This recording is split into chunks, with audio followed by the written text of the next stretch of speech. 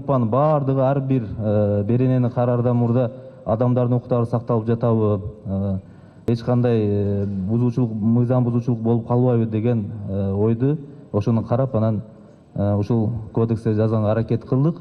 Жана айтып кеткендей, бул долбоор, муну менен азыр бул долбоор бүтүп калбайт. Кандай кошумча сунуштарды дагы мына 7-июлга чейин дагы карап, аракет кылып, долбоорду керектүү жерин дагы мына атайын талкуу уюштурган себептен жеткиргенге аракет кылабыз. Сотко чейинки өндүрүштүн башталышы өзгөрүүсүнүн бир 3 жаңылыктары бар. Булар кылмыш жөнүндө арыздарды жана билдирүүлөрдү каттоо.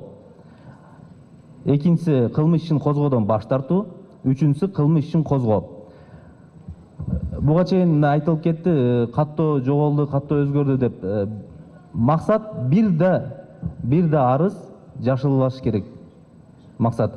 Ошондой эле бизде электрондук түрдө кылмыштарды жана жоруктарды бириктирүү реестринин аты кичине өзгөрдү. Кылмыштарды каттоо реестри болуп аталып калды азыр жаңы боюнча. Ар бир келип түшкөн арыз, ар бир келип түшкөн кабар ошол электрондук түрдө катталат. Бир да арыз каттоосуз калбайт. Ал эми андан кийин ошол катталган арыз боюнча алдын ала текшерүү, тергөө чейин алдын ала текшерүү амалдары башталат.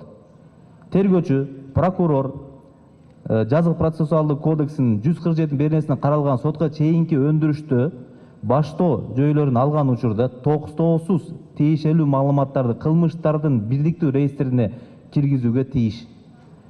Тергөөчү, прокурор катталган сотко чейинки өндүрүш боюнча токтоосуз тергөөгө чейинки текшерүүнү баштайт.